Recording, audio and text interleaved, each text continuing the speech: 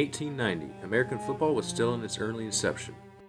On the campus of Baker University, a small team of rough-and-tumble young men gathered to play the university's first football game. Organized by players and coaches like C.L. Thomas, this handful of Baker students embodied the rugged selflessness and grit of the late 19th century.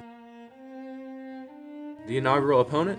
The University of Kansas, a team who the Wildcats would go on to beat by a score of 22-9 and marking the beginning of Baker Wildcat football. You go back to the very start of the very first game here in the state of Kansas with Baker playing and beating the University of Kansas. And to beat a school like KU, which was a huge rivalry at that time, and now to consider the magnitude of what that would mean today, we still brag about that. Baker was actually declared champions of the West, and we had a record of 6-0-1, and our tie came against the University of Nebraska. So Baker has been a part of football history, certainly here in the state of Kansas, but really in the United States as well. As football grew in popularity, it became exceedingly rough. It was a brutal game, riddled with maiming injuries and death. Football was a violent sport, and many lost teeth, broken bones. When we begin to see that violence historically, we thought we can't condone and support an activity like this because it brings such a negative connotation to the institution. And it was happening nationwide. As a result of its violent nature, the Baker Board of Trustees abolished football on October 4, 1894. For the next 15 years, Baker University moved forward without a football team. It wasn't until 1908 when the president of Baker, Dr. Lemuel Herbert Merlin, wrote a letter to the Baker Board of Trustees to reinstate football. Further encouraging the Board of Trustees, United States President Theodore Roosevelt insisted that colleges improve the safety of football, or else he would banish the game altogether. Through the next several years, the sport developed further. There were wonderful inventions made, pads, helmets, even though they were leather in those earliest days. But also it began to get more organized. Those player coaches began to design plays and begin to design ways to line up and ways to shift and ways to throw the ball and ways to carry the ball. And it brought a whole new excitement to the fans as they would crowd around those fields and watch those games during that era. Long before Jackie Robinson forced athletic executives to begin integrating sports, Baker University welcomed African American football players. Baker University has always been very open to diversity on the field of sport. Continued up into the 1960s when Albert McGee was unable to play football at a school in Mississippi, I believe it was. But you see, once again, Baker University accepted him as a person. There's an honesty here, there's a caring, and we seem to take people better one-on-one than any other place I've ever been.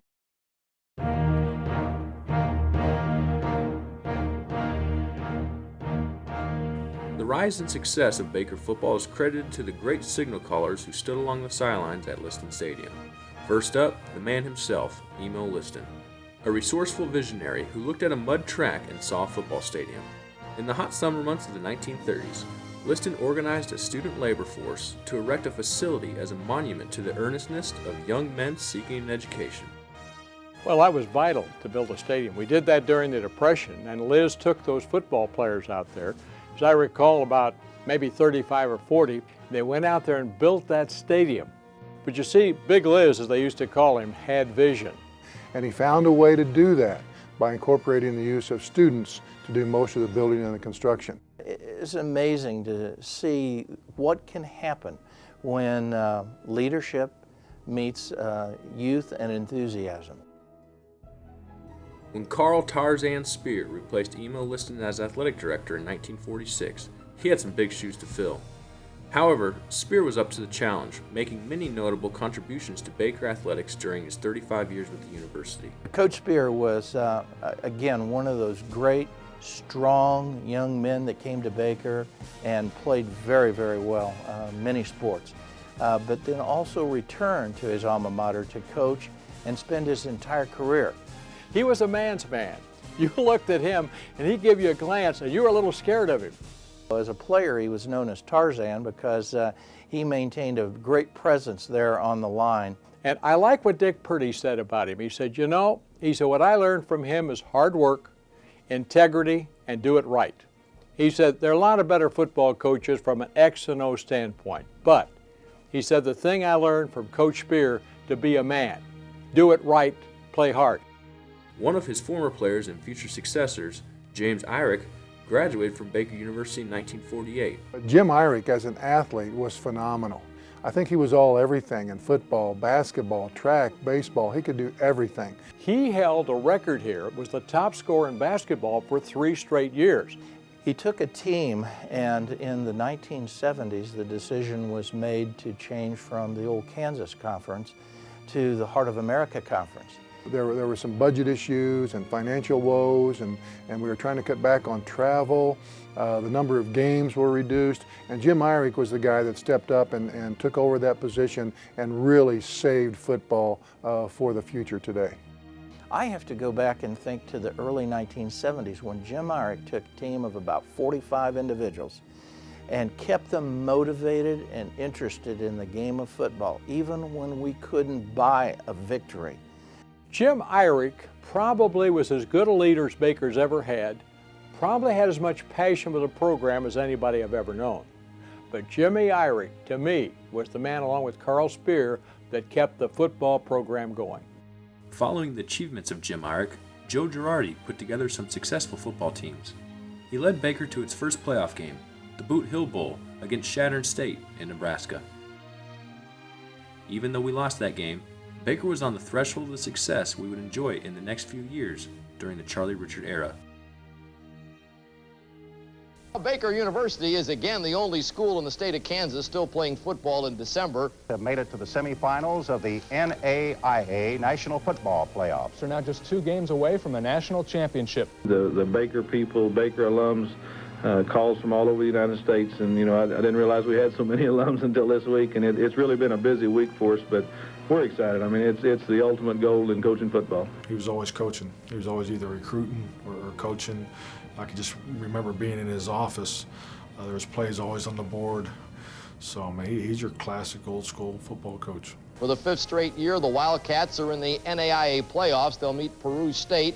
That would be a great way to end the year, and we're excited about it. We've got a game next week. We're still in it. That's a great thing, And He would always have a game plan that included an aspect of either a trick play or something that would catch the other team off guard.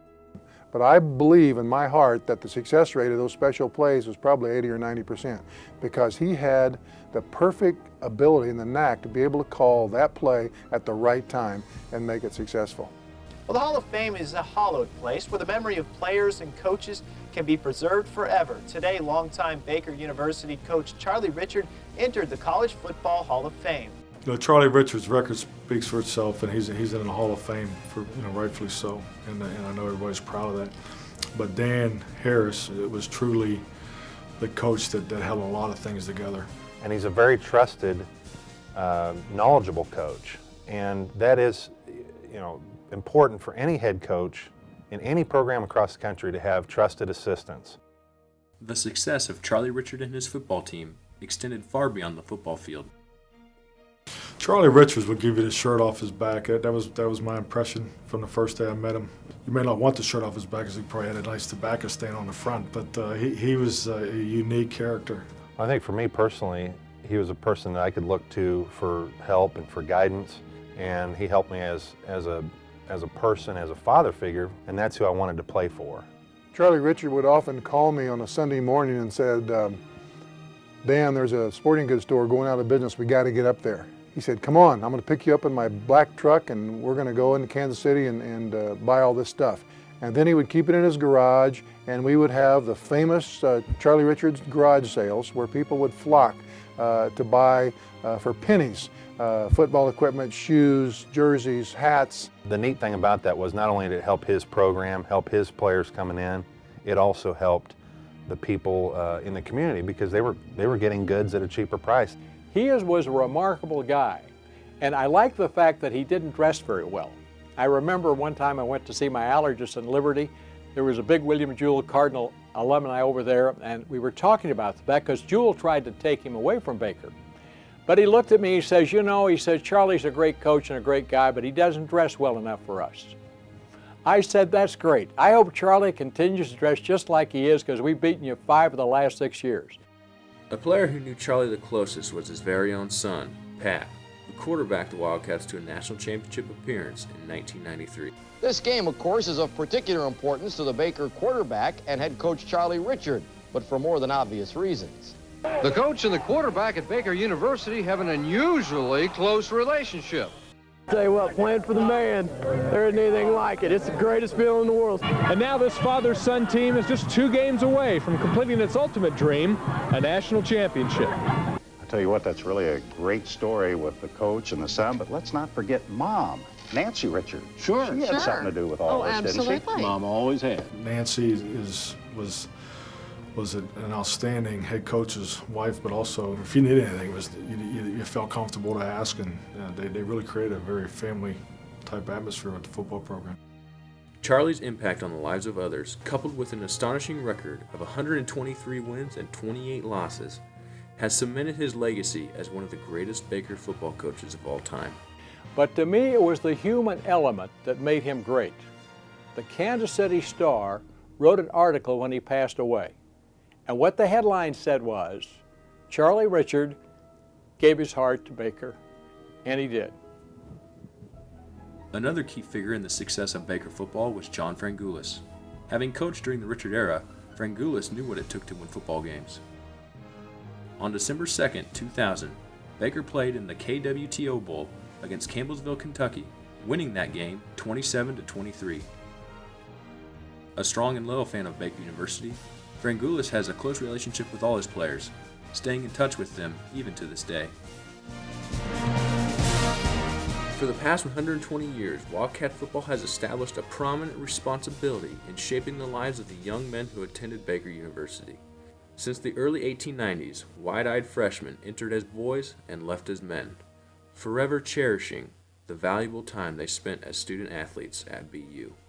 Baker offered many things to me as a little small-town boy from central Kansas. I think in addition to the opportunity to participate in athletics, it was a wonderful and demanding educational opportunity.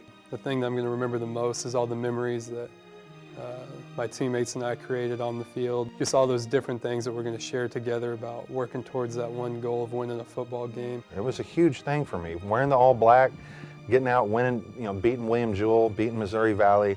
That's a great feeling. That was something that I enjoyed growing up watching, and then I became a part of. That was the big time to me. We were a very physical football team. We were a talented football team. We felt we always had the best coach. We felt like we were always the best prepared.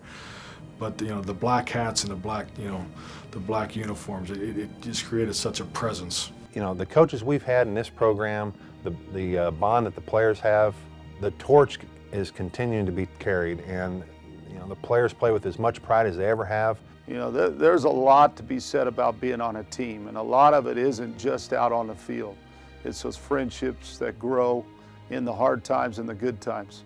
And then, they move on, they have families, but that great memory of being a part of something special brings them back. Oh, I think it's headed upfield. And I'll tell you why.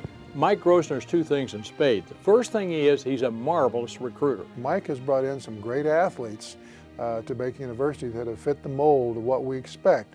Secondly, he's a marvelous communicator. In my field, I can go to him on Tuesday or Thursday, doesn't matter. He can give me a complete rundown on what's going to happen. And the fact he's a great communicator, the players relate to that. I can't think of a person I would rather have leading my football team than Mike Grosner. Means a lot. I take a lot of pride in our football program. I've settled into the community of Baldwin City. We love it here as a family. There's nothing more than I want to see is us go over the top. I think Mike is definitely the right person for Baker University. I think we're very fortunate to have him there because he sees the big picture. He's building a program for the future, and I think he's doing an excellent job, and I'm just thankful that I'm in a position to help him.